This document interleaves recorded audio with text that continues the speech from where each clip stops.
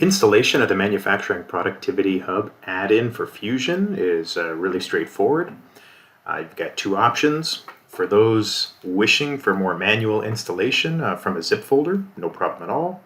There's an installation guide, and in folder contents, all you have to do is extract to the appropriate location. And of course, documentation on the manual install process is available in that content folder as well.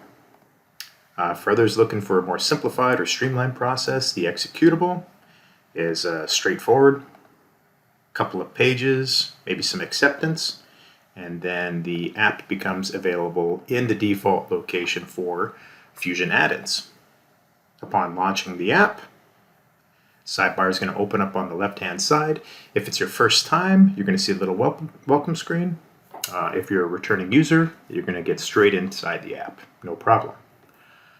Worth noting, once installed, the app has in-app notifications for new updates or items like this. So all you have to do is have a little peek once in a while. It will be badged with alerts as they get pushed, and the install process is as simple as the one we just walked through. So this allows you to keep up to date with the most current version.